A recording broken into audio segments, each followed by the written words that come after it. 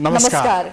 Prime समाचारमा स्वागत छ। म सरोज कोइराला र म संगीता कटवाल। सुरु गरौं अहिलेसम्मका प्रमुख समाचारबाट। कांग्रेस सभापति देउवाले भोलि 2 वा 2 भन्दा बढी दलको समर्थनमा प्रधानमन्त्रीको दाबी गर्ने, खनाल नेपाल पक्षले राजीनामा दिने, जसपाका बहुमत सांसद पनि गठबन्धनकै पक्षमा। गण्डकी प्रदेशमा नयाँ सरकार गठनको लागि दाबी गरेको विपक्षी गठबन्धन असफल। जनमोर्चाले साथ नदिएपछि बहुमत जुटेन। अल्पमतमा परेर राजीनामा दिएका गुरुङ नै मुख्यमन्त्री नियुक्त। नेपालमा आज 9,305 जनामा कोरोना पुष्टि, 4,444 जना संक्रमण मुक्त। पहिलो पटक सक्रिय संक्रमितको संख्या 1 लाख नाग्यो। कोरोना संक्रमणले भयावह रूप लिएसँगै ठूला अस्पतालहरू उपचारबाट हात झिके। अक्सिजन अभावको बहानामा बिरामीहरू अलपत्र पारियो। सरकार मूकदर्शक। देशका 71 बढी जिल्लामा कोरोनाको चेन ब्रेक गर्न भन्दै पूर्ण तथा आंशिक निषेधाज्ञा। उपत्यकामा भोलिदेखि 15 दिने निषेधाज्ञा सुरु। ज्याला मजदुरी गर्नेहरूलाई पेट पाल्नै धौधौ। रुसको एउटा विद्यालयमा भएको अन्धाधुन्द गोली प्रहारमा परि 7 बालबालिका सहित 9 जनाको मृत्यु। 21 जना घाइते। गोली प्रहार गरेको अभियोगमा 19 वर्षका युवा पक्राउ। र नेपाल सुपर लिग NSL को दोस्रो प्लेअफमा ललितपुर सिटी र बुटवल लुम्बिनी बीच प्रतिस्पर्धा जारी।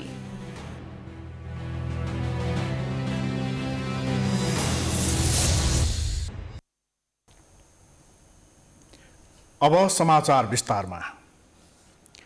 ओली सरकारको विकल्प खोज्न नेपाली कांग्रेस, माओवादी, एमालेको खनाल नेपाल समूह र जसपाको उपेन्द्र समूह कम्मर कसेर लागि परेका छन्। तर अहिलेसम्म ठोस प्रगति भएको छैन। प्रधानमन्त्री बन्न अघि सर्नुभएका कांग्रेस सभापति शेरबहादुर देउवाले बहुमत जुटाउन सक्नु भएको छैन। यस्तो अवस्थामा ओलीलाई साथ दिन खोज्नुभएका जसपाका अध्यक्ष महन्त ठाकुरलाई प्रधानमन्त्री बनाएर भए पनि ओलीलाई हटाउने विकल्प छलफल भइरहेको छ। को सत्ता राजनीतिमा जनता समाजवादी पार्टी जसपा निर्णायक देखिएको छ। जसपाको समर्थन बेगर नेपाली कांग्रेस र नेकपा माओवादी केन्द्र सहितको सत्ता गठबन्धन बन्ने देखिँदैन। यस्तोमा जसपाले आफ्ना अध्यक्ष महन्त ठाकुरको नेतृत्वमा नयाँ सरकार गठनको पहलकदमी लिने तयारी थालेको छ। वर्तमान ओली सरकारलाई विस्थापित गर्न लागि परेका कांग्रेस र माओवादी केन्द्रलाई जसपाको समर्थन आवश्यक परिरहेकोमा महन्त ठाकुरलाई प्रधानमन्त्रीको रूपमा अगाडि सार्ने जसपाको तयारीलाई अर्थपूर्ण रूपमा पनि हेरिएको छ। अर्कोतिर नेपाली कांग्रेस र माओवादी केन्द्रले सत्ता समीकरण निर्माणमा निरन्तर गरिरहेको प्रयासका बावजुद सिंगै जसपाको समर्थन प्राप्त नभइरहेकाले तारुण नेकपा एमालेकै माधव समूहलाई राजीनामा गर्न लगाएर संसदमा बहुमत पुर्याउने प्रयास पनि भइरहेको छ। यस्तोमा पनि नयाँ सत्ता गठबन्धन बन्न नसकेमा ओली सरकारलाई हटाउन कांग्रेसले जसपासँग सम्झौता गर्न पछि पर्न नहुने नेता शेखर कोइरालाको भनाइ छ। महन्त ठाकुर नेतृत्वको जसपा सरकार बन्ने भएमा त्यसलाई कांग्रेसले स्वीकार्नुपर्ने उहाँ बताउनुहुन्छ। हामीहरूले सोच्नु पर्यो के भने हामीहरूले लोकतन्त्रलाई बचाउने हो, अध्यादेश मार्फत सरकार चलाउने होइन। नेपाली कांग्रेसको नेतृत्वमा नबन्ने अवस्था आयो भने नेपाली कांग्रेसले पनि सेक्रिफाइस गर्न सक्नुपर्छ र त्यो सेक्रिफाइस महन्त ठाकुरलाई प्रधानमन्त्रीको पद दिएर हुन्छ कि अन्य केही व्यवस्था गरेर हुन्छ कि, किनभने हामीहरूको प्रायोरिटी त लोकतन्त्र बचाउने हो। कांग्रेस माओवादी गठबन्धनको सरकार बन्नेमा कांग्रेस सभापति शेरबहादुर देउवा प्रधानमन्त्री बन्ने निश्चित प्राय छ। यही भएर पनि कांग्रेस संस्थापन आफ्नै नेतृत्वको सरकार निर्माणको लागि जोडबल गरिरहेको छ। जसपा नेतृत्वको सरकारलाई सहजै स्वीकार्न पनि कांग्रेस संस्थापन तयार देखिँदैन। तत्कालै महन्त ठाकुर नेतृत्वमा जसपा सरकार बन्ने सम्भावना नरहेको कांग्रेस नेता देवेन्द्र राज कौडेलको भनाइ छ। स्वाभाविक हो, कहिलेकाहीँ विभिन्न राजनीतिक दलहरू चाहिँ नि यसलाई एउटा अवसरको रूपमा पनि लिन्छन् र त्यो अवसरमा म्याक्सिमम एउटा चाहिँ नि आफ्नो पक्षमा प्रभावित गर्ने प्रयास गर्दछन् र त्यही प्रभावमा डाल्ने प्रयास चाहिँ नि मलाई लाग्छ जसपाको एउटा खेमाले गरिराखेको अवस्था छ। क्षणिक आश गर्नु स्वाभाविक हो, तर त्यो अवस्था मैले देखिराखेको छैन। जुन ठुलो संख्यामा ठुलो पार्टी छ त्यसैको नेतृत्वमा हामी अघि बढ्ने हो। महन्त ठाकुरको नेतृत्वमा बन्ने सरकार सबैलाई स्वीकार्य हुने जसपा नेताहरू बताउँछन्। ठाकुर नेतृत्वको सरकारले नेपाली कांग्रेस, नेकपा माओवादी केन्द्रका साथै सत्तारूढ नेकपा एमालेलाई पनि मिलाएर अगाडि जान सक्नेमा उनीहरूको जोड छ। अहिलेसम्म सरकारको नेतृत्वको अवसर पाएका एमाले, काङ्ग्रेस र माओवादी केन्द्रभन्दा जसपाको सरकार बढी प्रभावकारी हुने नेता राजकिशोर यादवको भनाइ छ। निश्चित रूपमा त्यो हुनुपर्छ नि। त्यो आफ्नो पार्टीको नेतृत्वमा सरकार बन्ने अवस्था आयो भने तयार नहुने कुरै हुँदैन। त्यसको लागि त्यो जिम्मेवारीबाट भाग्न मिल्दैन। त्यो त पार्टीले निर्णय गरेपछि जुन नेताको नेतृत्वमा भन्छ त्यो नेता पनि तयार हुनुपर्छ जस्तो लाग्छ मलाई। 101 नेताहरू हुन्छन्, हाम्रा त 101 व्यक्तित्वहरू हुनुहुन्छ, त्यो किन सक्षम छैन? हामी त अरूभन्दा राम्रोसँग अब त देखियो नि, अब सबैको नेतृत्व देखियो, उहाँहरू अलरेडी टेस्टेड र एक तरहले भइसक्यो। प्रधानमन्त्री केपी ओलीलाई समर्थन गर्नुपर्छ भन्ने पक्षमा महन्त राजेन्द्र समूह र ओलीलाई विस्थापित गर्नुपर्छ भन्ने मान्यतामा बाबुराम उपेन्द्र समूह रहँदा जसपाभित्र फाँटो देखिएको थियो। तर महन्त ठाकुरलाई प्रधानमन्त्रीको रूपमा अगाडि सार्दिमा भने दुवै समूह सकारात्मक देखिन्छन्। ओली सरकारलाई ढाल्न हरसम्भव प्रयास गरिरहेका काङ्ग्रेस र माओवादी केन्द्रले पनि समर्थन गरेमा ठाकुर प्रधानमन्त्री बन्न सक्ने सम्भावनालाई नकार्न सकिँदैन। सत्तारूढ दल नेकपा एमालेको विवाद यथावत नै रहँदा माधव समूहले कस्तो रणनीति लिन्छ भन्ने कुरालाई चासोका साथ हेरिएको छ। माधव पक्षले पार्टी अध्यक्ष केपी शर्मा ओलीलाई लचक बनेर पार्टी एकता जोगाउन आग्रह गर्दै आएको छ भने ओली समूहले पनि माधव समूहलाई सुध्रिन आग्रह गरिरहेको छ। यो अवस्थामा गठबन्धनको सरकार बन्ने समय अन्तिम भइरहँदा माधव समूहले चाल्ने कदम नै निर्णायक देखिएको छ। एक रिपोर्ट। फागुन 23 गते सर्वोच्च अदालतको फैसला र फागुन 28 गते बसेको एमालेको बैठकका निर्णयले गर्दा खनाल नेपाल समूह असन्तुष्ट थियो। सर्वोच्चको फैसला अनुसार एमालेलाई 2075 साल जेठ 2 गतेकै अवस्थाबाट अघि बढाउनु पर्ने अडान खनाल नेपाल समूहको छ। तर अध्यक्ष केपी ओलीले एमाले बिउतिएपछि गत फागुन 28 गते बैठक राखेर आफू अनुकूल निर्णय गराउनु भयो। त्यसपछि पनि एकपछि अर्को गर्दै ओलीले खनाल नेपाल समूहका नेताहरूलाई कारबाही गर्ने लगायतका महत्त्वपूर्ण निर्णय गर्नुभयो। त्यसपछि खनाल नेपाल समूह झन बढी चिर्निँदै गयो, जसले गर्दा पार्टी नै फुटको सङ्घारमा पुगिसकेको छ। जसको सबैभन्दा गतिलो उदाहरण हो 27 गते आफ्नै पार्टीका प्रधानमन्त्रीले विश्वासको मत लिने दिन संसदमा अनुपस्थित भएर विश्वासको मत फेल गराउनु, जसले गर्दा प्रधानमन्त्री केपी शर्मा ओलीको सरकार धुर्मुराएको छ भने गठबन्धनको सरकारलाई माधव समूह निर्णायक बनेको छ। मंगलबार मात्र पनि माधव कुमार नेपाल र भीम रावलले नेपाली काङ्ग्रेसका सभापति शेरबहादुर देउवालाई भेटेर नयाँ गठबन्धनको लागि सक्दो सहयोग गर्ने प्रतिबद्धता व्यक्त गरिसकेका छन्। यी घटनाक्रम हेर्दा अब नेकपा एमाले विभाजन हुने लगभग निश्चित भएको नेताहरू बताउँछन्। यो विद्रोह मैले अघि नै भनिसकेँ। यो सामान्य अवस्थामा तपाईँ प्रत्येक दैनिक जीवनमा भइरहने नियम कानुनको कुरा नगर्नुहोस्। जब राजनीतिक दलमा टिङ्गो पार्टी सङ्गठन सञ्चालन गर्ने विषयमा यसका राजनीतिक सैद्धान्तिक र गम्भीर विवाद हुन थाल्छन्, त्यस्तो बेलामा खास बेलामा आएपछि विशिष्ट उपजको रूपमा यस्ता विद्रोहहरू हुन्छन्। यो विद्रोहले अघि नै तपाईँले भनिसक्नुभयो, जब पार्टी फुटकै सङ्घारमा पुगिसकेका छ भने तपाईँ सामान्य नियमको के कुरा गर्नु? उता आफ्नो तौरले अगाडि बढेको ओली पक्षले भने न त कारबाहीको प्रक्रिया अगाडि बढाएको छ, न त खनाल नेपाल समूहलाई सँगै लिएर हिँड्न तयार भएको छ। खनाल नेपाल समूहले सारेको 6 बुँदे मागलाई सम्बोधन गर्नको लागि ओली पक्ष तयार छैन, बरु खनाल नेपाल पक्ष सञ्चिनुपर्ने बताउँदै आएको छ। उहाँहरूले आफू स्खलित हुँदै हुनुहुन्छ। त्यसैले फेरि पनि मेरो अपिल छ, तपाईँहरू सुध्रिनुहोस्, सर्वहारा श्रमजीवी वर्गको पक्षमा उभिनुहोस्, जनताको पक्षमा उभिनुहोस्। इतिहास तपाईँको 50औं वर्षको बलिदान यसमा छ।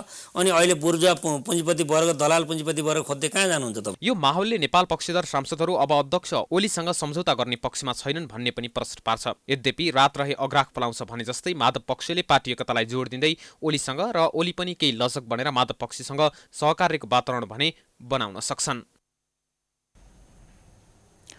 गण्डकी प्रदेशमा एमाले संसदीय दलका नेता पृथ्वी सुब्बा गुरुङ फेरि मुख्यमन्त्री बन्नु भएको छ। मुख्यमन्त्रीमा कांग्रेस नेतृत्वको 4 दलीय गठबन्धनले बहुमतको दाबीसहित पत्र बुझाए पनि प्रदेश प्रमुख सीताकुमारी पौडेलले प्रदेश सभामा ठूलो दलको हैसियतमा एमालेका संसदीय दलका नेता गुरुङलाई सरकार गठन गर्न आह्वान गरेपछि गुरुङ फेरि मुख्यमन्त्री नियुक्त हुनुभएको हो। गुरुङले आजै शपथ लिने तयारी भएको छ। प्रदेश प्रमुख कार्यालयले 31 जनाको हस्ताक्षर नपुगेको र 4 दलको आधिकारिक पत्र पनि नआएको भन्दै गुरुङलाई नै मुख्यमन्त्रीमा नियुक्त गरेको हो। आफू विरुद्ध अविश्वास प्रस्ताव दर्ता भएपछि मतदान हुने भन्दा एक दिन अघि नै वैशाख 26 मा राजीनामा दिएपछि गुरुङ काम चलाउ सरकारका मुख्यमन्त्री हुनुभएको थियो। मुख्यमन्त्रीको राजीनामापछि प्रदेश प्रमुख पौडेलले संविधानको धारा 168 को उपधारा 2 बमोजिम 3 दिनभित्र सरकार गठन आह्वान गर्नुभएको थियो।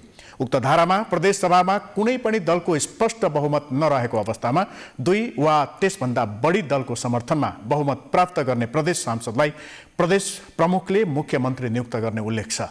4 दलले बहुमत दाबी सहित प्रदेश प्रमुख समक्ष पत्र दर्ता गराएपछि राष्ट्रिय जनमोर्चाका 3 मध्ये 2 सांसदले आफूहरू विपक्षी गठबन्धनमा नरहेको बताएपछि बहुमत पुग्न नसकेको भन्दै संविधानको धारा 168 को उपधारा 3 बमोजिम प्रदेश सभामा सबैभन्दा बढी सांसद रहेको एमाले संसदीय दलको नेतालाई मुख्यमन्त्रीमा नियुक्त गरिएको हो। राष्ट्रिय जनमोर्चा संसदीय दलका नेता कृष्ण थापा र अर्का सांसद खेम विक्रम शाहीले आफूहरू कुनै पनि गठबन्धनमा नरहेको भन्दै विज्ञप्ति निकालेपछि बहुमत दाबी नपुगेको प्रदेश प्रमुखको कार्यालयले जनाएको छ। कांग्रेस माओवादी केन्द्र, राष्ट्रिय जनमोर्चा र जनता समाजवादी दलले आफ्नो पक्षमा सभामुख सहित 32 सांसद रहेको भन्दै प्रदेश प्रमुख समक्ष गएका थिए। गठबन्धनले कांग्रेस संसदीय दलका नेता कृष्णचन्द्र नेपालीलाई मुख्यमन्त्रीमा अघि सारेको थियो।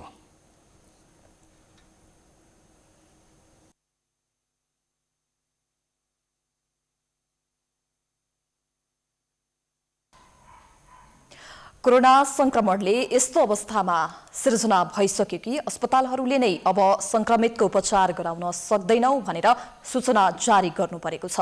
संक्रमितलाई आवश्यक पर्ने अक्सिजन सकिएको भन्दै ठूला भनिएका अस्पतालहरूले नै धमाधम हात झिकिरहेका छन्। नयाँ संक्रमितको उपचार मात्रै होइन, भर्ना भइसकेका बिरामीको समेत उपचार गराउन नसक्ने अवस्थाले समस्या विकराल बन्दै गएको छ। एक रिपोर्ट। काठमाडौँको जोरपाटी स्थित नेपाल मेडिकल कलेजले अस्पतालमा भएको अक्सिजनले साँझ 4 बजेसम्मलाई मात्र पुग्ने भएकोले त्यस अगावै आफ्नो व्यवस्थापन गर्न बिरामी पक्षलाई आग्रह गर्दै मंगलबार बिहान सूचना जारी गर्यो। अक्सिजन उपलब्ध हुन नसक्ने भएकोले बिरामीलाई डिस्चार्ज गर्न लगाइएको सूचनामा उल्लेख थियो। ललितपुरको नेपाल मेडिसिटी अस्पतालले पनि अक्सिजन अभावकै कारण थप संक्रमित भर्ना लिन छाडेको भन्दै मंगलबार विज्ञप्ति जारी गरेको थियो। स्थिति सामान्य बनेर आवश्यक अक्सिजन र अन्य सामग्री प्राप्त भएसँगै नयाँ भर्नाका लागि अस्पताल व्यवस्थापनबाट अर्को सूचना जारी हुने विज्ञप्तिमा उल्लेख गरिएको छ। बुधबार धापासी स्थित ग्रान्डी अस्पतालले बिरामी भर्ना गराउन नसक्ने घोषणा गरेको छ। सरकारले दैनिक 100 सिलिन्डर अक्सिजन दिने गरेको जानकारी दिँदै अस्पतालले यसै कारण थप बिरामी भर्ना लिन नसक्ने बताएको हो। त्यस्तै काठमाडौँको स्वयम्भूको मनमोहन मेमोरियल अस्पतालले पनि बुधबार नै नयाँ बिरामी भर्ना गर्न बन्द गरेको छ। विज्ञप्ति निकालेर अस्पतालले अक्सिजनको मौजदात केही घण्टाका लागि मात्रै रहेको भन्दै नयाँ बिरामी भर्ना नलिने बताएको हो। बुधबार नै काठमाडौँको धापासी स्थित ग्रीन सिटी अस्पतालले अक्सिजन अभावमा कोभिड-19 का नयाँ बिरामी भर्ना गर्न नसक्ने घोषणा गरेको छ। अस्पतालले बुधबार एक विज्ञप्ति जारी गर्दै अक्सिजन आपूर्तिमा समस्या भएको भन्दै अस्पतालले नयाँ भर्ना गर्न नसक्ने र उपचाररत बिरामीलाई समेत जुनसुकै बेला स्थानान्तरण गर्नुपर्ने अवस्था रहेको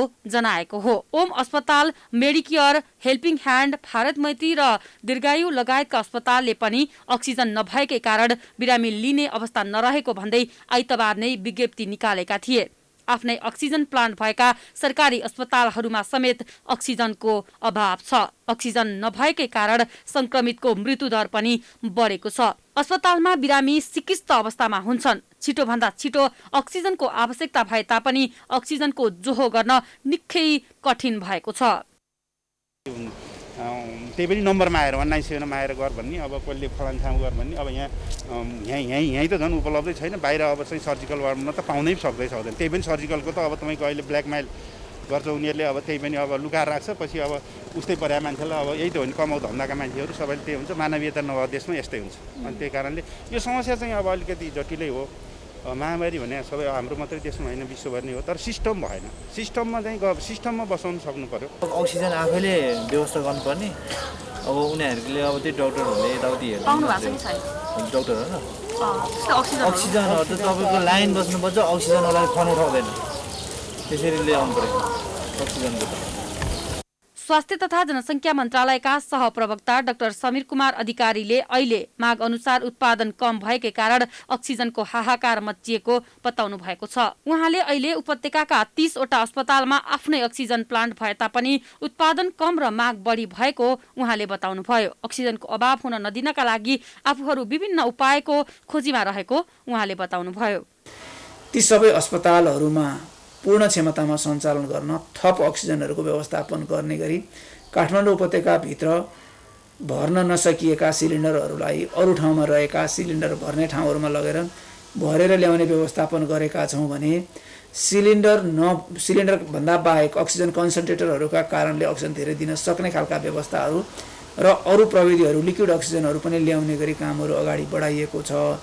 तर हाम्रो माग नै धेरै भएको हुनाले हामीले आपूर्तिमा ठुलै रूपमा बाह्य रूपमा हामीले त्यसको लागि समन्वय गर्नुपर्ने, त्यसको आपूर्ति व्यवस्थापन गर्नुपर्ने स्वास्थ्य मन्त्रालयले त्यसको काम पनि सुरु गरिसकेको छ। सरकारले कोरोना संक्रमितको अवस्था बेहाल बन्दा समेत थप संरचना निर्माणमा ध्यान दिएको छैन। सहिया र आवश्यक पूर्वाधारको व्यवस्था गर्छौं भने तापनि उक्त विषय भाषणमा मात्रै सीमित छ। संक्रमण रोग नियन्त्रणमा सरकारले ध्यान केन्द्रित गर्न आवश्यक छ।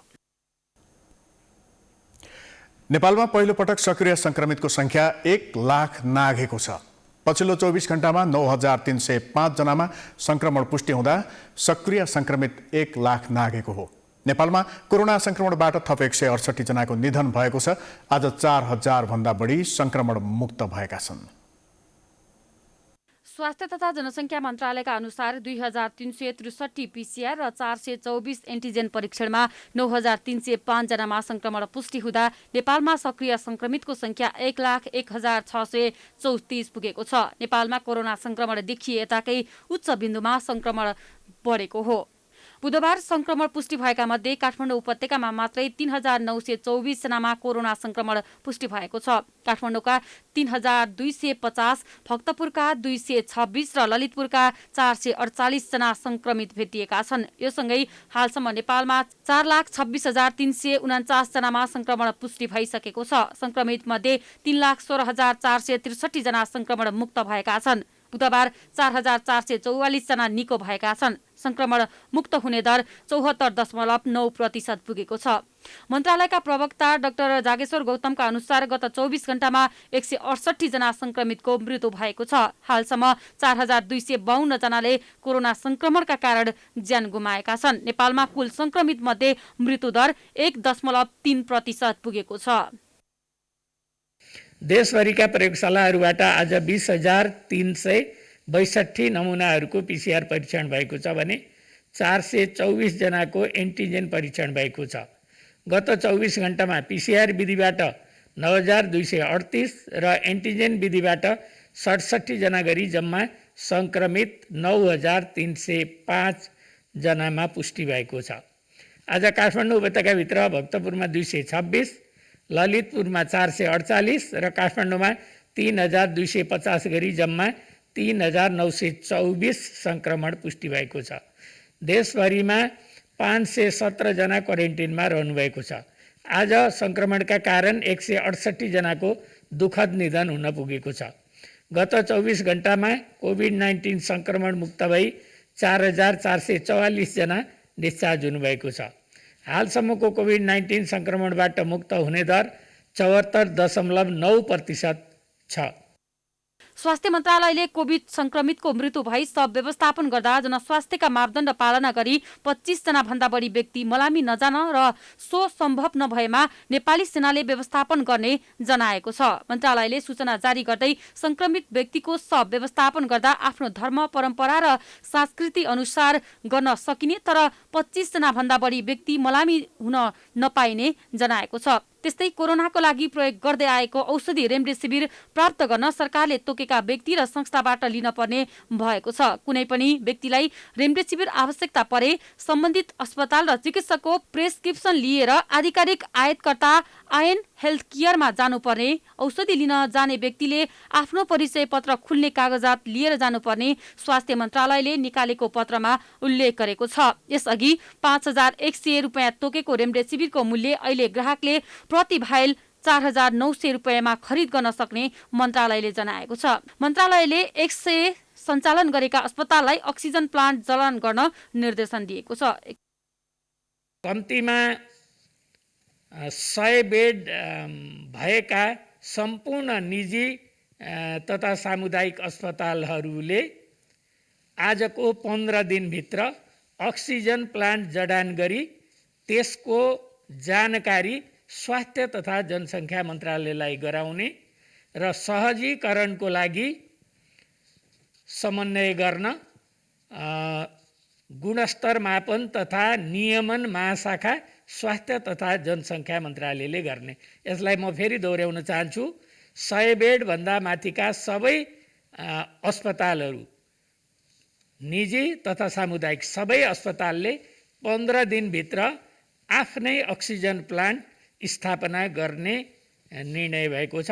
त्यसको लागि स्वास्थ्य तथा जनसङ्ख्या मन्त्रालयले सहजीकरण गर्नेछ र देशभरि सबै सरकारी सामुदायिक र निजी अस्पतालहरूले कोभिड-19 सङ्क्रमितहरूको उपचार गरी अनिवार्य रूपमा आइएमईमा इन्ट्री गर्नेलाई मात्रै कोभिड-19 को उपचाररत अस्पतालमा गणना गर्ने भन्ने निर्णय भएको छ। स्वास्थ्य मन्त्रालयका अनुसार हाल 94,343 जना होम आइसोलेसन र 7,291 जना संस्थागत आइसोलेसनमा उपचार भइरहेको छ। उपचारमा रहेका मध्ये 1,241 जना आइसियु र 285 जना भेन्टिलेटरमा उपचाररत रहेका छन्। देशभरका क्वारेन्टिनमा 517 जना रहेका छन्। समाचारको सिलसिला जारी छ। हामी विश्रामपछि आउँछौँ। बाँकी समाचारको साथमा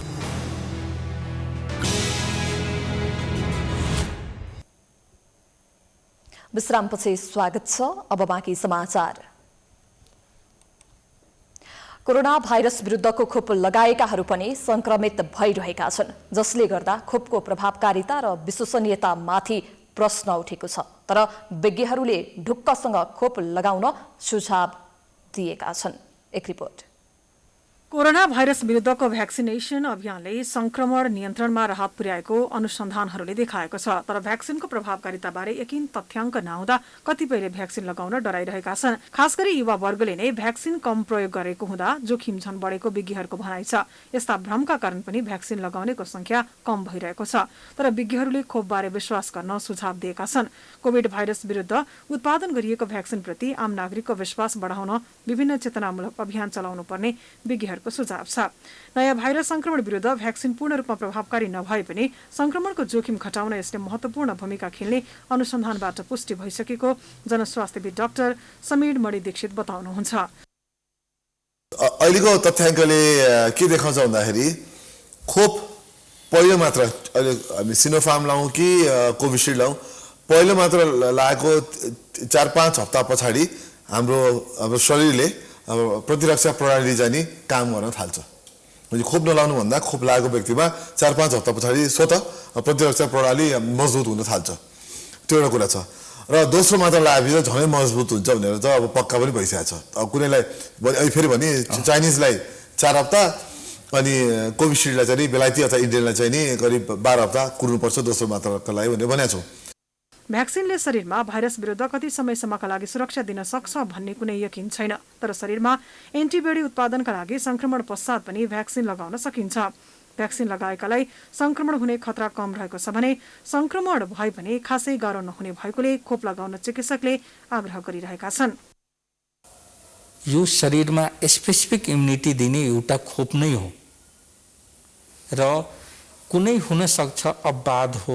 तर दुईटा खोप लगाएको रोगीलाई मान्छेलाई कसैलाई आम नागरिकलाई कोरोना पोजिटिभ भयो भने मलाई लाग्दैन कि सबैलाई भेन्टिलेटरमा जानुपर्छ, आइसियुमा जानुपर्छ। त्यस्ता रोगीहरूमा सामान्य लक्षण मात्रै देखिन्छ। इम्युनिटी पावर पक्कै नै बढ्छ। त्यसैले खोप लगाउनु पर्छ। खोपमाथि सन्देह गर्नु हुँदैन। पोजिटिभ भए पनि सिभियर लक्षण देखा पर्दैन। नेपालमा कोरोना संक्रमणको पहिलो लहर सकिएसँगै छिमेकी मुलुक भारतबाट ल्याइएको कोभिसिल्ड खोप फ्रन्टलाइनरलाई लगाइएको थियो। त्यसको दोस्रो मात्रा पनि केहीले लगाइसकेका छन्। तर अझै पनि दोस्रो खोप लगाइसक्नु पर्नेमा सरकारले खोप अभियान रोकेसँगै उनीहरू चिन्तित बनेका छन्। संक्रमण पुष्टि भइसकेका व्यक्तिहरूले तत्काल खोप लगाउनु हुँदैन। लक्षण देखिएको समयमा अन्य व्यक्तिमा पनि संक्रमण सर्ने र संक्रमणको समयमा भ्याक्सिनको प्रभावकारिता नहुने हुँदा संक्रमण निको भइसकेपछि मात्र खोप लगाउनुपर्छ। एकपटक संक्रमण भइसकेको व्यक्तिमा एक डोज लगाउँदा पनि धेरै हदसम्म प्रभावकारी मानिन्छ। तर सबै म्युटेड भाइरसमा खोपको प्रभावकारिता उस्तै नहुने हुँदा तत्कालका लागि खोपको दुवै डोज अनिवार्य गरिएको हो। सिजनल फ्लू र कोभिडका लक्षणहरू उस्ता उस्तै हुँदा छुट्याउन गाह्रो हुन्छ। हाल नेपालमा प्रयोग भइरहेका कोभिसिल्ड र भेरोसेल दुवै भ्याक्सिन कोभिड विरुद्ध प्रभावकारी मानिएका छन्। प्रतिशतका आधारमा भेरोसेलको तुलनामा कोभिसिल्ड बढी प्रभावकारी भए पनि शरीरमा संक्रमण विरुद्ध दुवै भ्याक्सिनले काम गर्न सक्छन्। कोरोना संक्रमण र मृत्युदर उच्च भइरहँदा देशभर स्वास्थ्य पूर्वाधार र जनशक्तिको अभाव देखिएको छ। संक्रमण र मृत्युदर अन्य जिल्लाको तुलनामा उच्च देखिएको काठमाडौँ उपत्यकामा हुन सक्ने जनशक्ति अभाव टार्न नेपाली सेनाले करारमा स्वास्थ्यकर्मी भर्ना लिन थालेको छ भने थुप्रै युवाहरू जोखिम मोलेर महामारी विरुद्ध लड्न तयार देखिएका छन्। हेरौँ यो स्थलगत रिपोर्ट। 77 जिल्लामध्ये एकाध 2-4वटा जिल्ला बाहेकमा निषेधाज्ञा जारी भइरहँदा यो क्रम अधिकांश जिल्लामा लम्बिने क्रममा पनि छ र काठमाडौँ उपत्यकामा मात्रै आज साँझबाट सकिन लागेको निषेधाज्ञा थप 15 दिन बढाइएको छ। त्यससँगै निषेधाज्ञामा केही कडाई गर्ने भनेर पनि जिल्ला प्रशासन कार्यालयले जारी गरेको परिपत्रमा भनौँ अथवा निर्देशनमा विभिन्न कुराहरू उल्लेख छन्। यद्यपि यो सबै कुरा भइरहँदा पनि कोरोना संक्रमण र मृत्युदर भने उच्च देखिँदैछ, जसका कारण नागरिकमा एउटा त्रास फैलिएको छ भने सरकारले कसरी नागरिकलाई उपचार सेवा दिने, स्वास्थ्य पूर्वाधारलाई कसरी विकास गर्ने र जनशक्तिको व्यवस्थापन कसरी गर्ने भन्ने बारेमा खास रूपमा चासो लिएर नागरिकको जीवन रक्षा गर्ने गरी त्यो सम्बोधन गर्न नसकेको हो कि भन्ने गुनासो स्वयं स्वास्थ्य क्षेत्रका विज्ञहरूले, चिकित्सकहरूले गरिरहेका छन्। राज्य स्तरबाट जनशक्ति व्यवस्थापनको पहल भइ नसक्दा नेपाली सेनाले भने करारमा जनशक्ति स्वास्थ्य क्षेत्रका जनशक्ति व्यवस्थापन गरेर नागरिकको जीवनको रक्षाका निम्ति एउटा सराहनीय भूमिका खेलेको भने हामीले जानकारी प्राप्त गरेका छौँ र हामी यो राधा समी सत्सङ्ग व्यास नेपाल रहेको स्थानमा छौँ। सामाखुसी र वसुन्धरा चौकीको बीचमा यहाँ नेपाली सेनाले करारमा स्वास्थ्य क्षेत्रका जनशक्ति थप गरेर नागरिकको उपचार सेवालाई व्यवस्थित गर्ने काम गरिरहेको छ। यो दृश्य पनि हामी देखाउँछौँ। भित्र करारमा स्वास्थ्य कर्मी छनौटको काम भइरहेको छ भने केही यो सङ्क्रमणमा, यो महामारीमा नागरिकको जीवदानका निम्ति हामी योगदान दिन तयार छौँ भनेर थुप्रै पेसाकर्मीहरू यहाँ उपस्थित भएको पनि हामीले देखिरहेका छौँ। के अनि अब सरकारले लकडाउन गराइदिइहाल्यो, अब कोरोनाको उसमा काम गर्छु नै भनेर खटेर आइरहेछ। अब आफ्नो जीवको सुरक्षा त आफै गरिन्छ नि। संक्रमितको उपचार अथवा सेनाले खटाएको दायित्व पुरा गर्न जोखिम मोल्न पनि तयार हुनुहुन्छ तपाईहरु? तयार अब हुनै पर्यो। अब गर्छु भनेर काम गर्न गर्छु भनेर आइसकेपछि तयार हुनै पर्यो। हजुर हजुर, अब के गर्नु त, अब गर्नै पर्यो हैन। लकडाउन भयो भने अब कोरोना जति नै लाग्यो भने हामी अब कोरोना नलाग्नेले चाहिँ अब यसो सेवा गरौँ हैन, त्यही हो। खासै पहिला चाहिँ नर्सिङहरूको लागि अब त्यति धेरै प्लेसमेन्टहरू चाहिँ पाउँदैन थियो। अहिले भर्खर भर्खर पाउन खोजा हो। अब खासै सरकारीमा राम्रो हुन्छ भनेर नै हो। तर अब यस्तो बेला पनि नर्सेसहरूलाई प्रायोरिटी दिएको छ जता पनि, जुन हस्पिटलमा पनि। त्यसैले पनि हो, सरकारी फर्स्ट अफ अल त सरकारी जागिर भएर हो। प्लस जोखिमपूर्ण भन्दा पनि सबै पिपीहरू दिँदा ओर्दा त हामीलाई कोरोनाको त्यति डर पनि हुँदैन। स्वयं सत्तारूढ दल नेकपा एमाले बाहेकका अधिकांश दलहरूले सरकार कोरोना महामारी नियन्त्रणमा असफल भयो, नागरिकको जीवनको रक्षामा उपचार गर्ने दायित्वबाट भाग्न खोज्यो भन्ने आरोप पनि लगाइरहेका छन्। यद्यपि स्वास्थ्य क्षेत्रमा पूर्वाधार, आइसियुको बेड सङ्ख्या, भेन्टिलेटरको बेड सङ्ख्या र सामान्य सङ्क्रमितलाई उपचार गर्नुपर्ने बेड सङ्ख्याको अभाव हुँदा निकै ठुलो सङ्ख्या 5-6 हजार सङ्क्रमित मात्रै विभिन्न अस्पतालमा उपचाररत छन् भने अन्य बाँकी करिब 1 लाख पुग्न लागेको सक्रिय सङ्क्रमित मध्ये अधिकांश घरमै छन्, होम आइसोलेसनमा बसेर कोरोना विरुद्धको युद्ध लडिरहेका छन्। कोरोना संक्रमितको संख्या बढ्दै गएपछि कञ्चनपुरको महाकाली अस्पतालमा बेड तथा अक्सिजनको अभाव भएको छ।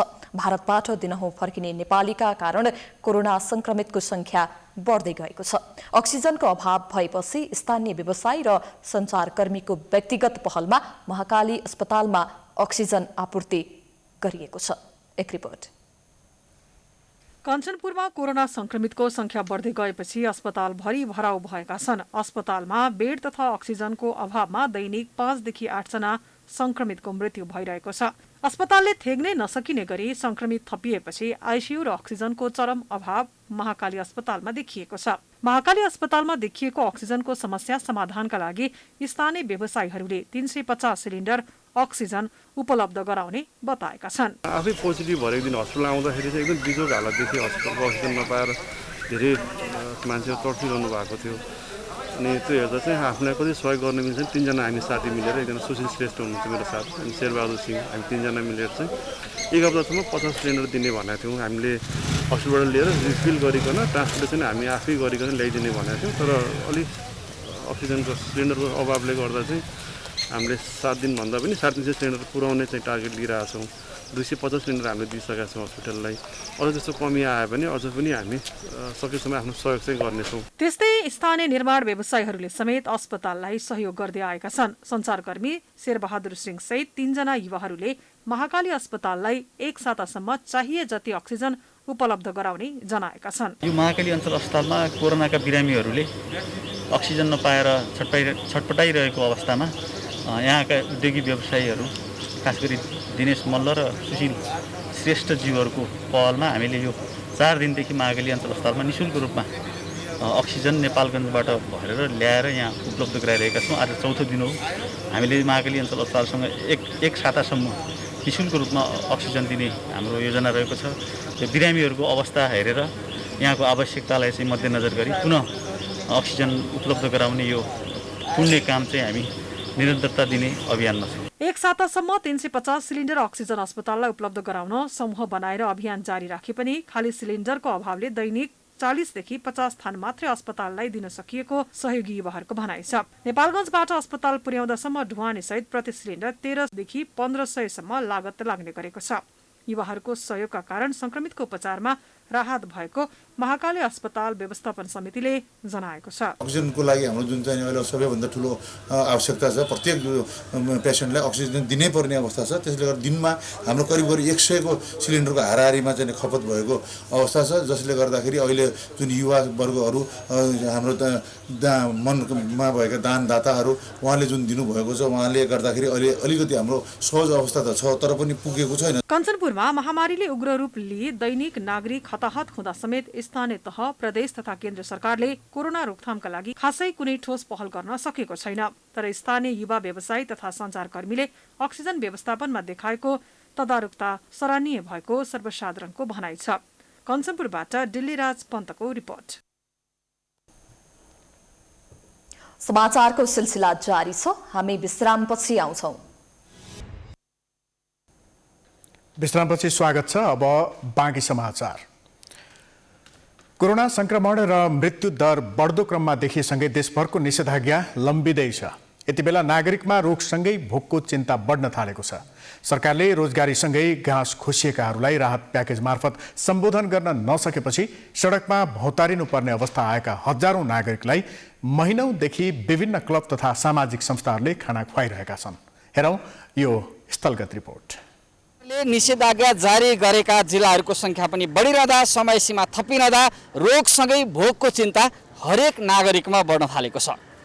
त्यसैले त काठमाडौँ उपत्यकाका विभिन्न स्थानमा यसरी विभिन्न युवा क्लब र स्वयंसेवी मन भएका, हरेकलाई पीडामा परेकाहरूलाई साथ दिने त्यो ऊर्जा शक्ति, इच्छा शक्ति भएका नागरिकहरूले, सेवा भाव बोकेका व्यक्तिहरूले यसरी रोगभन्दा भोकको चिन्ता बढिरहेका नागरिकहरूलाई बिहान बेलुका खाना खुवाउने काम गरिरहेका छन्।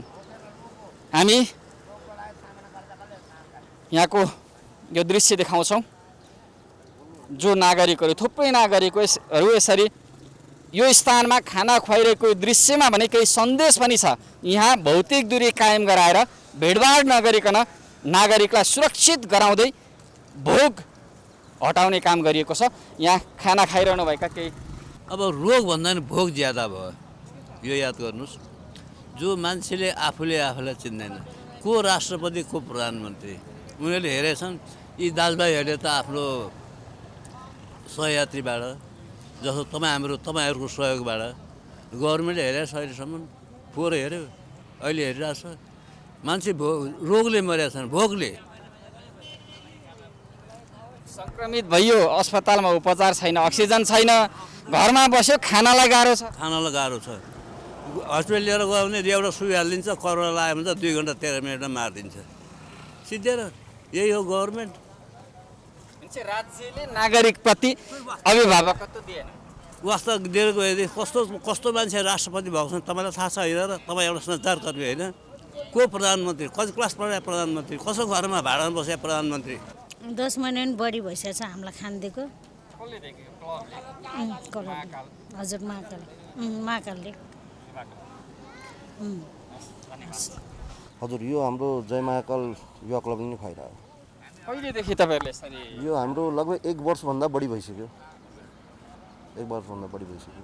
कति जतिलाई यहाँ खाना खान बस्नुहुन्छ? यहाँ हाम्रो खाना खाने व्यवस्था छ के छ? बिहान र बेलुका गरेर लगभग 2000 जनाभन्दा बढी हुन्छ। यहाँ भर्खरका युवादेखि बच्चा बोकेका आमाहरू समेत यसरी सडकमा बसेर खाना खानुपर्ने अवस्था हामीले देखिरहेका छौँ। यहाँ खाना खानु दिनु भइरहेछ, अनि त्यही भएर यहाँ खाना खान आएको क्या। सरकारले हेरेन भनेको छ, युवा क्लबले तपाईँलाई खाना खुवाइरहेको छ, के भन्नुहुन्छ उहाँहरूलाई? उहाँहरूलाई धेरै धेरै धन्यवाद होइन, खाना खुवाइदिइराख्नु भएको छ होइन, यत्रो मान्छेलाई खाना खुवाइराख्नु भएको छ होइन, धेरै सहयोग गर्नुभएको छ, त्यसको लागि धेरै धेरै धन्यवाद। खाना खाइरहनु भएको छ? खाना खाइरहेको।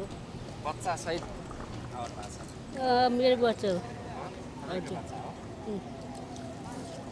मेरै छोरा। यसरी खाना खान हजुर अवस्था बताइदिनुहोस्। अनि यो खाना खुवाउने युवा क्लबलाई चाहिँ के भन्नुहुन्छ तपाईँ? सरकारलाई के भन्न मन छ? के भन्नुहुन्छ? दादाहरू भन्छ। दादाहरू भन्छ। के भन्ला? दादाहरू भन्छ। उहाँहरूलाई धन्यवाद भन्नुहुन्छ युवा क्लबलाई। धन्यवाद छ, उहाँहरूले खुवाइरहेछ हामीलाई। उहाँहरूलाई धन्यवाद छ। कहाँबाट ल्याउनुहुन्छ, कहाँबाट जुटाउनुहुन्छ, आफै हाल्नुहुन्छ होइन। महिनैदेखि खुवाइरहेछ हामीलाई, साँझ बिहान खुवाइरहेछ। सरकारलाई चाहिँ के भन्न मन लाग्छ? सरकारलाई के भन्नु? अब सरकारले के हेरेको छ चाहिँ? 1 महिना लकडाउन हुँदा पहिलाको लकडाउनमा 80 करोड खर्च भयो अरे। त्यसको 80 करोड, 3 करोड त जनता छैन भने 80 करोड कहाँबाट खर्च हुन्छ? त्यसको हुन्छ त? हुँदैन नि। यो आवाज राज्यले सामान्य आवश्यकता पुरा नगर्दाको प्रतिनिधि आवाज हो। यो आवाज देशभर थप बढ्नेवाला छ, किनकि नागरिकको कथा व्यथा पीडा र दुःखमा सरकार नजिक होस्, अपनत्व सृजना गर्ने काममा भूमिका खेलोस्। यो हाम्रो माग होइन, हरेक नागरिकले भनिरहेका छन्। सरकार स्वास्थ्य पूर्वाधार, जनशक्ति विकास गर्दै नागरिकको रोगसँगै भोगको चिन्ता दूर गर्न अग्रसर होस्। यो माग यी नागरिकहरूको माग हो। अब अन्तर्राष्ट्रिय समाचार।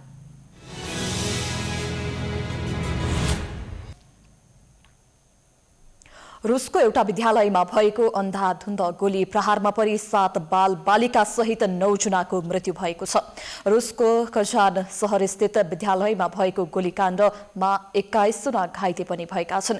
घटनामा पर्नेहरूमा अधिकांश बाल बालिका रहेको अधिकारीहरूलाई उद्धृत गर्दै अन्तर्राष्ट्रिय सञ्चार माध्यमले जनाएका छन्। गोली प्रहार गरेको अभियोगमा 19 वर्षका युवालाई पक्राउ गरिएको छ। रुसको राजधानी मस्कोबाट 820 किलोमिटर पूर्वमा रहेको तातासर्तानको राजधानी कजानमा घटना भएको हो। रुसका प्रधानमन्त्री मिखाइल मिस्तुनले घटनाप्रति गम्भीर दुःख व्यक्त गरेका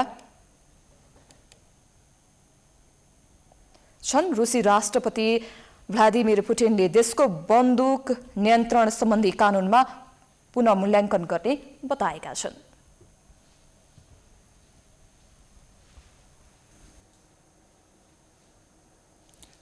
अब खेलकुदका समाचार।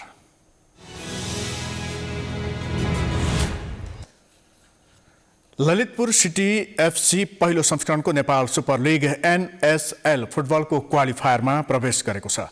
बुधबार भएको दोस्रो एलिमिनेटरमा बुटबल लुम्बिनी एफसीलाई 1-0 गोल अन्तरले पराजित गर्दै ललितपुर क्वालिफायरमा पुगेको हो। त्रिपुरेश्वर स्थित दशरथ रङ्गशालामा ललितपुरलाई जित दिलाउन कप्तान अञ्जन विष्टले निर्णायक गोल गरे। खेलको 61औं मिनेटमा गौरव बुढाथोकीले चलाकी पूर्वक दिएको बल उपयोग गरी मेक्सेन तामाङको क्रसमा अञ्जनले पेनाल्टी एरियाबाट डाइभिङ हेड गोल गरेका थिए। अब ललितपुरले फाइनल प्रवेशका लागि दोस्रो क्वालिफायरमा काठमाडौँ रेजर्ससँग खेल्नेछ। पहिलो एलिमिनेटरमा धनगढी एफसीसँग पराजित भए पनि प्रतियोगिताको फर्म्याट अनुसार काठमाडौँले दोस्रो क्वालिफायर खेल्ने मौका पाएको हो। फुटबल भने प्रतियोगिताबाट बाहिरिएको छ। ललितपुर र काठमाडौँ बीचको खेल बिहीबार हुनेछ। यस खेलको विजेताले फाइनलमा धनगढी एफसीसँग खेल्नेछ।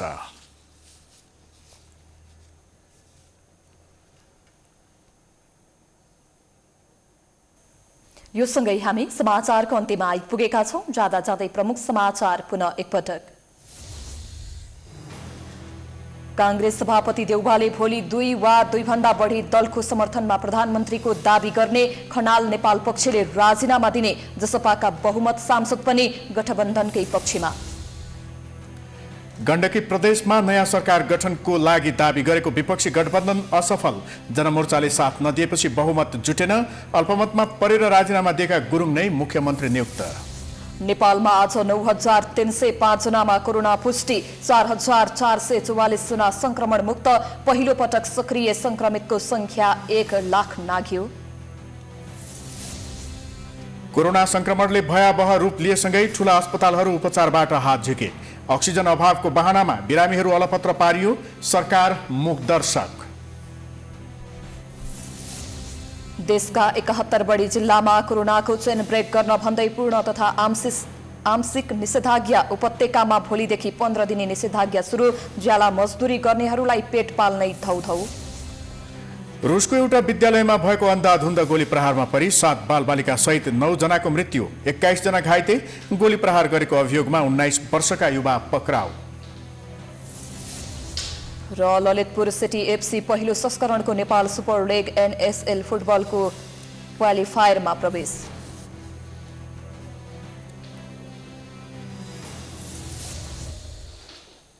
समाचार अहिलेलाई सकियो। यसपछिको कार्यक्रम जनता जान्न चाहन्छन् ऋषि धमलाको साथमा। हेर्दै गर्नुहोला प्राइम टाइम्स टेलिभिजन। नमस्कार।